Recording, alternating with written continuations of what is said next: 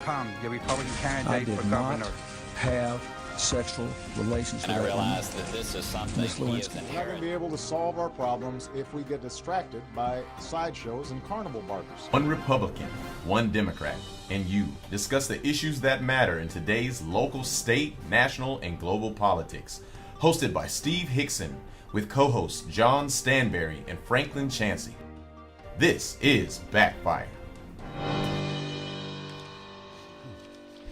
Good morning, Cleveland. Welcome to Backfire with myself, Steve Hickson, and John Stanberry and Franklin Chansey, right here at Whoop Studios in the Village Green Town Center.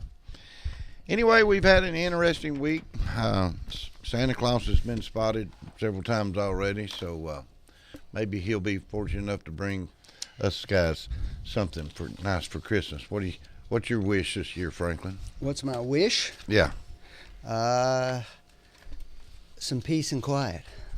Peace and quiet. John, you got any special wishes for Christmas? Well, I had a coal furnace put in years ago just to utilize Just in all the case? coal that I got. So you're burning coal up. I think everybody in America should be happy that they're alive and born in America. I think we have a bad concept of how lucky we are to just simply be allowed to live here. So I'm happy for that alone if I get nothing. Well, that's right. You know, if you want to be grateful for things, be grateful that you got your health and that, you don't have diversity in your family that's happened to these kids that were murdered. It's amazing to me someone can be that sick. Anyway, I know we'll talk about this some, and I'll get back into that in a few minutes. But one of the things I wanted to talk about last week, we never got around to, was the diversity. There was an article in the Banner, actually. Some of our board members went to a meeting, and they came back and was talking about the future of the school systems with the diversity that's going to be taking place in them. And talking about the white population is now below 50%, and they're expecting the Hispanic population to increase about 23%. You mean nationwide? Yeah. And the black percentages are increasing. And the schools, and with the Spanish and excuse me, the different languages coming, they're coming from all over the world. How do you teach them? If they come in your classroom, you're a teacher and they can't speak English, how do you start? Well, I know what's done in most places. Their students are pulled out of their class for a short period during each day where they get some instruction that's in the native language, and the rest of it's what they call immersion, where you place the student in the class and they listen to people interacting in English, and they absorb it over that time. It's a bit easier when you're 9 or 10 years old than it is for us. That seems incredible to us, but that's really how they do it. They do give them a little bit of instruction, particularly because Spanish is so readily available, and there are a fair number of instructors who can speak Spanish, that sort of thing. So they give them a little bit of that, but it's certainly not the majority of their day. And the theory is by swimming in it, being thrown into the deep end, that they actually pick up the language faster. Well, they found that the brain actually is designed to learn at that age, and the brain hardens and changes as you get older, and it's actually absolutely true. It's not laziness. As an adult, it's much more difficult to learn a foreign language than a child. A child can pick up multiple languages. I personally think that we're doing our country a disservice not to do some things like announce that English is the national language and that people are expected to learn English, because too many of these kids go home to an environment where the parents feel no obligation or pressure, and I know pressure in this society is considered a bad word, but they feel no pressure for themselves to learn English. many other countries, Great Britain, a lot of the countries that the progressives brag about on other fronts, require their citizens to speak the national language. And it's part of what makes the melting pot of America work. People came, they remained Irish Americans, they remained French Americans, but they became Americans and they spoke English. And I think it's important for people to feel that pull. I think this is an issue that people get too concerned about. This isn't the first time we've ever dealt with this issue. But we're accommodating it more and more, Franklin. I mean, you've got legislation in some states to make road signs in Spanish. Well, Spanish is not the historic national language. English is. Well, what I would say to you is the studies show that there's nothing uncommon about first-generation people coming to America not able to speak the language. In fact, those first generations frequently never master the language very well, but their children do. In the 1880s, 1890s, 1900s, there were whole towns in America where the majority of people in them could not speak English. Those communities came together. We had a Chinatown or a Little Italy for a reason. That's because those ethnic groups were there, and they came together there because they wanted to be near people who they could talk to, they could understand. We hadn't had any trouble assimilating their children into our society and them becoming more anglicized, I don't if you will. disagree. And I don't think that it's going to be any different. But the with problem, this. Frank, I don't disagree, Franklin, but the problem is you won't know what the outcome of this is for generations. And my point is simply, I don't see the damage in a proclamation that English is the national language, because it does at least set a goal out there, and it tells people this is what we expect of you if you want to assimilate and become an American. You need to speak the national language. So my point is more that you may be right, but what I'm asking for doesn't really hurt anything. So why not do it? Well, you know, it's a problem. I'm not sure what the educators are planning on doing. I'm sure they have some plans, but it almost seems fitting to me if a child comes to class can't speak any English, that just go ahead and designate a year or 6 months or something to teach the child English. Well, part of what I'm talking about, though, is we're very insulated here. You know, when we talk about prayer issues, we're very insulated. We're very different from other parts of the country. In California, there are schools that aren't making any attempt to teach English. They're teaching in Spanish. That's sort of what I'm concerned about, Franklin. A child in that environment may not pick up English, and you may move that non-English speaking into a second U.S. generation, not the first. I mean, you're right about everything you said. I'm just talking about the intention and the direction, and we have to be careful that we don't use Bradley County and Cleveland City schools as a guide, because our schools function very well, and they function somewhat differently. And we also don't have a situation where 50 or 60 or 75% of the school population. Well, that's a whole nother immigration issue that might need to be addressed as well. But it's also areas where there are things that bring immigrants to that community much more readily than here. So, for example, you're talking about some areas where there's a lot of migrant farm labor, for example. Well, there are going to be more people there who speak Spanish. Actually, North Georgia has a lot of migrant farm workers. I understand, but we're talking about Bradley County here as opposed to that. I listened to a very fascinating discussion by some officials from Dalton a few years ago who talked about what immigration had meant to them. You know, they were absolutely convinced that immigration had saved industry in Dalton. They thought they wouldn't have it at all. But for the fact that they'd had this influx of labor into the community. But they don't have schools that teach exclusively in Spanish. No, but they do have a lot of bilingual teachers who are doing it both ways. But see, that my point is more in degrees, Franklin. Well, bilingual we're not teacher. Even disagreeing, John. No, we're not. I'm not. But what I'm saying is the problem is what I'm a little concerned about won't materialize for a generation or two. And so I'm just saying on the front end, I think it's important for the country to make some symbolic statements such as English is the national language. If you want to assimilate, we expect you to speak English. Lots of other countries do that. Why don't we do that, you think? I guess I would just say that I don't think it's really been an issue. It has been talked about in the past, and somehow it's been voted down or something. I don't know. Well, apparently it's an what insult to an immigrant. What does it mean? Is my question. Does that mean that there's something inherently wrong with the school system having some bilingual? A, B, C, D. Once again, What are we Franklin, saying? I didn't say I didn't say you did. What I now. said was wrong was a school system that taught exclusively in Spanish. All I'm saying to you is I don't know what the substantive impact of that is, if any. Well, in Los Angeles, the substantive impact is instead of, as you described, the first generation Americans not speaking English, you have second and third generation Americans who aren't speaking English. I really doubt that's the case. Well, in countries that are more surrounded, such as Great Britain, it's been in place for years that English was the national language. Now, they would argue that English and American are two different languages, but the point is, part of the assimilation is a common language. And when you break down, this can move into a lot of other issues. The Muslim populations in most countries through Europe have not assimilated.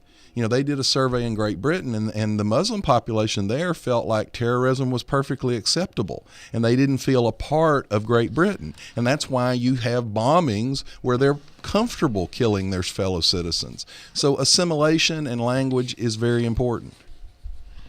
Oh, well, something to be thought of. I brought that subject up. I thought it was a little bit interesting that we're having to diversify in our school systems, and we've got real problems coming the way they're looking. Well, before you move off of diversity, I just did want to say that we have a new United States Senator in America. He is the only black U.S. Senator in the country. He is a Republican, appointed to replace Senator Jim DeMint in South Carolina, and he was appointed by the first and only female Indian governor in America, who is also a Republican. We'll give him a big round of applause there, Franklin. Hey, it's progress. All right. Governor Haslam says he says no to the health care exchange. What's that mean for us? It means the federal government will do it for us. The federal government, that's a misnomer. The federal government was going to do it anyway. We could set up the exchange. They still pulled all the strings and made all the rules.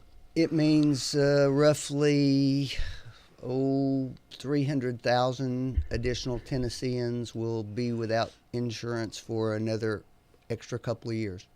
Well, that's what it means. Here's what's interesting. I've got an article on that. It's pretty deep, and we might want to get into it as this goes on down the line. But this is a constitutional problem in the law created by the Supreme Court's original ruling. Because in order to rule that the law was constitutional, they allowed the states to opt out of this. And they said, well, the federal government doesn't have the constitutional authority to force a state to do that. Well, in doing that, they have now probably violated the clause in the Constitution that requires uniformity. You've got some states opting in, some states opting out, and you're probably going to end up with another Supreme Court challenge to Obamacare based on that fact. How was it passed? It was declared a new tax? They basically rewrote the law. They said, well, it's unconstitutional as a mandate, which is what the president's people had actually argued and gone to great lengths to avoid saying it was a tax. And Chief Justice Roberts basically rewrote the law and said, well, it's unconstitutional as a mandate, but we're going to say it's actually a tax, and as a tax it is constitutional. But because of that, the federal government can't force a state, which is different from an individual, can't force a state to do this against their will. And so they allowed the states to opt out. And now 18 states have opted out. There's more than 18, isn't there? Well, there's 18, I believe. I don't know. The deadline was Friday. So that 18, I think, on Wednesday. I think you're right, Steve. Yeah. I think it is. Anyway, right. but I mean, in all fairness, I have to say that you can't create a program. I mean, you can't put together a business. It's a business. I mean, this healthcare exchange is going to be an operating business. There's nobody that can put together a business unless you know all the details of the business. And it's still very unclear of how this thing's going to work. And I think they're basically trying to invent it as they go. That's what I've heard some comments that basically they're inventing the new rules to this thing as they go. So there's nothing standard about it. And I really, Governor Haslam and these other governors that have said they want to opt out of it.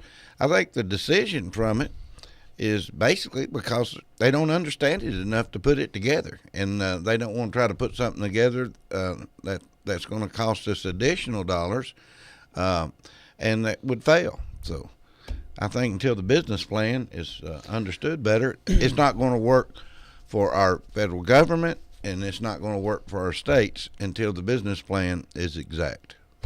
Well, the suggestion was that the federal government had not given them clear enough guidelines about what they were supposed to tell the insurance companies whose products would be listed on the exchange. In other words, what were the bottom coverages that you had to provide as part of this service? And that without knowing that, the governor didn't feel like Tennessee could adequately set it up. Well, the problem, whether he's right or wrong, I don't know. It's a complicated issue. I'll certainly agree with you on that point. But Franklin, the bottom line is not, I mean, you're right on the details. You're right on all of that. But the bottom line is the governor doesn't know what it's going to cost is the problem.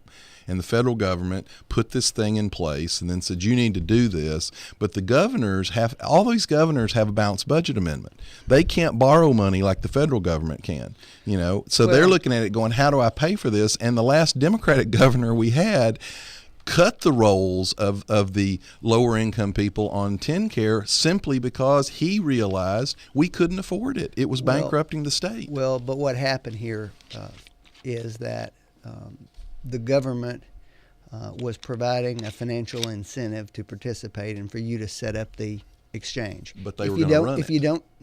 If you don't participate and set up your own exchange, you don't get the extra money. That's the decision that the governor's made, and that's okay. It's one he's made. Well, actually, that's in fact. But the original law, Franklin, said that if you don't do it, we're going to take all of your money away, and the Supreme Court struck that down. And that's the part the Supreme Court struck down. That's right. So it was a voluntary decision in the short term, at least. But the practical effect of that is that the federal government will set up the exchange, the insurance companies will participate, and the state will lose the ability to set up that exchange itself. Well, the state wasn't going to control it anyway. The feds were going to control it. And secondly, Franklin, there's no money for the federal government to set up this exchange. So a lot of people think the feds will be forced to revisit the law. Now, I will tell you, Haslam did not come at this from a ideological bent. He didn't do this because he wanted to force the federal government's hand. There are governors who did it because they thought that this will force the federal government to have to revisit what they considered to be a very flawed law in the first place. Well, I'm sitting here looking at another article that goes right along with this, and it talks about the insurance fees buried in the health care law.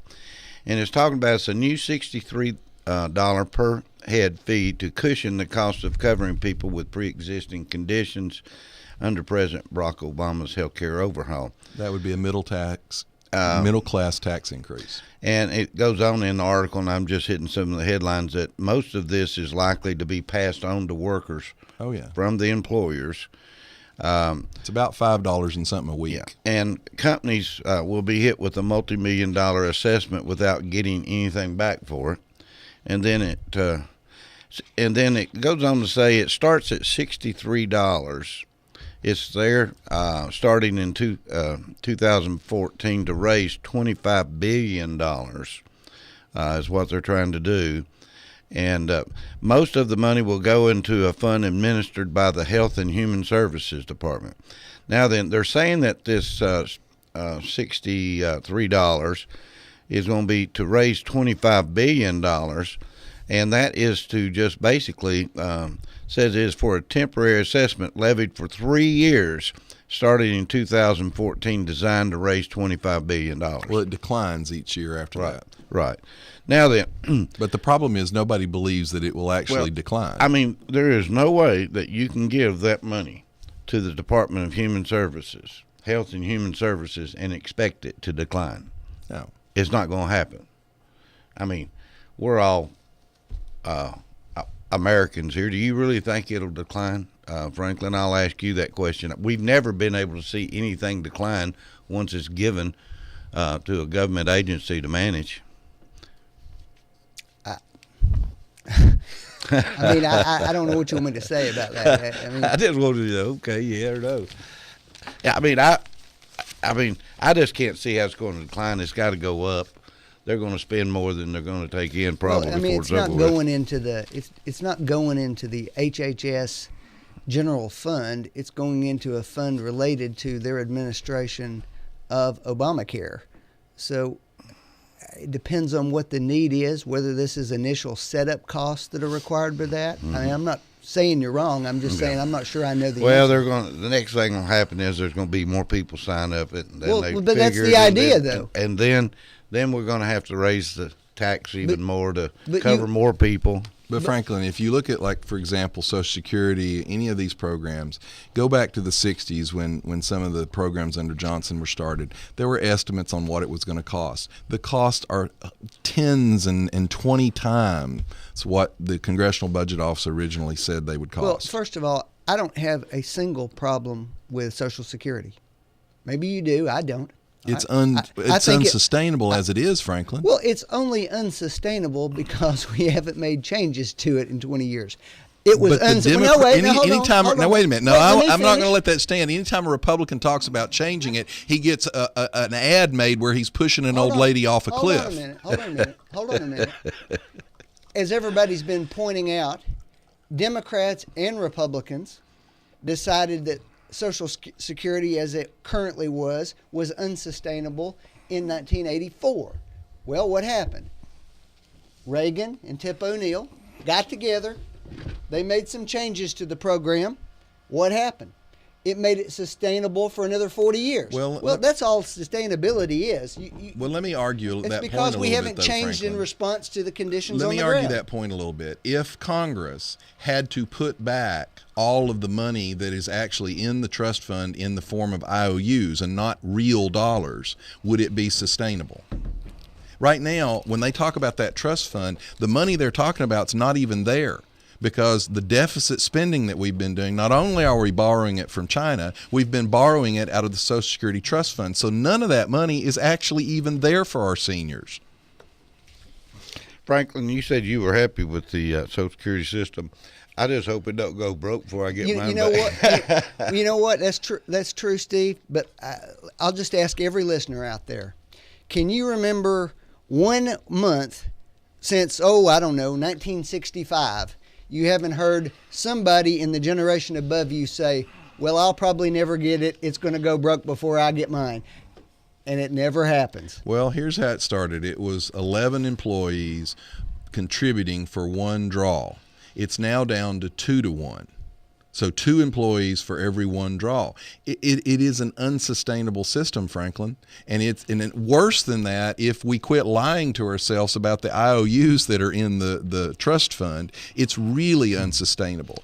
And a simple thing like moving from 65 years old retirement to 67-year-old retirement is met with, you want to throw seniors off the cliff. Bob Corker's came up with a few things here recently. I think some of it may even tie into some of this, but Bob wants to end the bed tax that states use for the Medicaid funds. I'm not that familiar with it, John. He was talking, I'm reading an article here and just made some quick highlights there, but to fund the Medicaid program, it's a massive bed tax gimmick that the states use to bilk the federal government to fund their Medicaid programs. And they're charging a bed tax, evidently, that the federal government matches. The health provider taxes to draw federal matching dollars for indigent care. Do you know anything about the bed tax? Yeah, the problem, and this goes back to, I guess, the more basic argument of big government. The bigger government gets, the more complicated it gets, and the harder it is for everyday citizens to understand where their money even goes. This is one of those deals where the state charges this tax, sends it to the feds then send some back. It's basically a shell game, and I think what Senator Corker is getting at, now I will tell you, this is going to be real ugly and real difficult, because you can't go in and play with one part of this game and not upset other parts of the game. And that's what's going on. And Corker is basically saying, look, ultimately this money comes from the taxpayer. You know, the fact that the state is able to get more out of the feds doesn't change the fact that the taxpayer pays all of these bills. I applaud Senator Corker for doing it, but I think things like this have to be part of a huge discussion on government size and spending that we have. And right now, based on the last election, the electorate doesn't want to have that conversation. Well, they seem to have a hard time. He went on to say in there that he basically wanted to cut 1 for 1 on entitlements versus spending or something. So, Well, a couple of things. Number one, I'm going to give Senator Corker some credit. I think he's actually come closer than most elected officials in the last 2 months at doing his job. I agree. Even where I disagree with him, he's put forth some serious proposals. He's shown a willingness to compromise if some of his other priorities can be met, and I'll give him credit for that. I'm sure there are going to be areas where he and I would disagree, but by the same token, I think he's made a serious effort to be taken seriously, and I think he is being taken seriously by Democrats too, not just in this area. He's done the same thing on foreign policy issues the last couple of times. He's really distinguished himself. Now, do I necessarily agree with some of the cuts that he wants to make? No. But do I think that both sides are going to have to compromise some? Yes. And the fact that he's talking about compromise, I think, increases the chances of other people or people on the other side of the aisle listening to him and doing the same thing. all right. Mr. Obama made a comment here the other day that he's a 1980s moderate Republican. I think if you were to look at his actual policies that he's pursued, that's in fact closer to a description than certainly a liberal Democrat. That is absolutely patently ridiculous. He is a left-wing. You know, when Pravda, the Soviet newspaper, calls him a communist, he's pretty close. The guy is a redistributionist. He believes in higher taxes and bigger government. And I personally don't think that he is a poor economist. I don't think these policies are failing because he doesn't know what he's doing. I think he knows exactly what he's doing. I don't think he likes America as a superior nation among the list of the world's nations, and I think he plans on taking us down a notch or two, and he's doing it. Let me ask you another quick question, Franklin, before you get stirred up too much. This new health care, we're going to basically, if the states vow out of this and the federal government gets involved in our health care, should unions be pushed into the place of being part of the new health care system? Should there be any unions in there trying to run the show or trying to make this happen? I don't even understand what you mean. He's probably referring to, for example, Reagan fired all the air traffic controllers because they weren't allowed by law to be unionized. Well, I mean, I'm sorry, what I'm asking is what does that have to do with a health insurance program? What are you talking about? Unionism is forced into hospitals to be able to receive federal grant dollars or whatever else goes on in the future. I think that you're going to see unionism pushed to the extreme. I don't think there's any evidence of that. I don't even know where this comes from. We have 40% fewer people in unions now than we had 30 years ago. What are you talking about? The percentage has shifted from non-government worker unions to government worker unions. I'm talking about in the public. But you have a Federal Labor Relations Board under Obama that tried to force a company not to build a plant in South Carolina because it was non-unionized. You have a president and a party that are very plainly trying to prop up their union buddies' enrollment rolls. And that's what Steve's asking about. Could they do this all the time, Franklin? They say, you have to allow unions or we won't give any federal dollars to your hospital. Just like they did with the contraception mandate on the Catholic hospitals. Anyway, I'm just saying, beware. I feel that it could be coming that you're going to have unionism forced into the healthcare scenario through hospitals around the country. You heard it here first. Anyway, I'm probably, what time is it? Let's see if we get 5 till. It's on the dot. Oh, is it? It's on the dot. I'll tell you what, before I stir up this conversation, I want to take a break, and we'll come back in and spend a little time on a few more topics here. You're listening to Backfire with Steve Hickson. We'll be right back after this. I'm sorry, baby. I don't know who sent this letter.